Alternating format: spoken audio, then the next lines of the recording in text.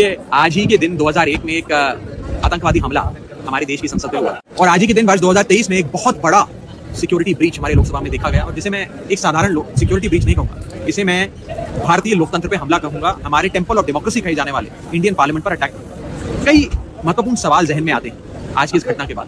पहला सवाल है, कैसे कोई शख्स विजिटर गैलरी लोकसभा तक पहुंच सकता है और अपने साथ गैस यानी कि स्मोक कैन लेकर पहुंच सकता है। आप जानते हैं भली भांति कि विजिटर गैलरी में पहुंचने के लिए आपको 3-4 सिक्योरिटी लेयर से गुजरना पड़ता है। आपकी फ्रिस्किंग होती है, आपके मोबाइल फोन तक बाहर रखवा दिए जाते हैं। उस स्थिति में कैसे कोई व्यक्ति एक गैस कैन लेकर विजिटर गैलरी में पहुंच सकता है, इस सवाल। दूसरा सवाल, कौन से मेंबर ऑफ पार्लियामेंट के हस्ताक्षर से, एंडोर्समेंट से उस व्यक्ति को आने की अनुमति दी गई? कौन है वो एमपी? क्या उन्हें माननीय सांसद के खिलाफ कोई कार्रवाई होगी, कोई एफआईआर दर्ज होगी, उनकी गिरफ्तारी होगी, उनकी सदस्यता रद्द होगी? क्योंकि महत्वपूर्ण मामला है। क्या उन्हें इस बात का इल्म था, मालूम था कि आज एक शख्स उनके हस्ताक्षर लेकर विजिटर गैलरी के भीतर एक संगीन अपराध को अंजाम देने जा रहा है? और तीसरा और आखिरी सवाल, आज ही के दिन जब 2001 में एक दुर्भाग्यपूर्ण घटना घटी थी, आज तो कम से कम सिक्योरिटी प्रोटोकॉल्स सबसे ऊपर होने चाहिए, सबसे मजबूत होने चाहिए। और अंत में ये जवाबदेही किसकी होगी? कौन है जो जवाब देगा इसके पीछे? और सबसे बड़ा सवाल, अगर देश की संसद सुरक्षित नहीं है तो क्या देश सुरक्षित है? जहां पर सारे मंत्री, जहां पर माननीय प्रधानमंत्री जी, गृह मंत्री जी, सारे माननीय सांसद बैठते हैं, अगर वो चेंबर सुरक्षित नहीं है तो क्या देश सुरक्षित है? ये बड़ा सवाल आज सबके जहन में है। सरकार से क्या अपेक्षा है? जी, सरकार से सबसे पहले तो ये अपेक्षा है कि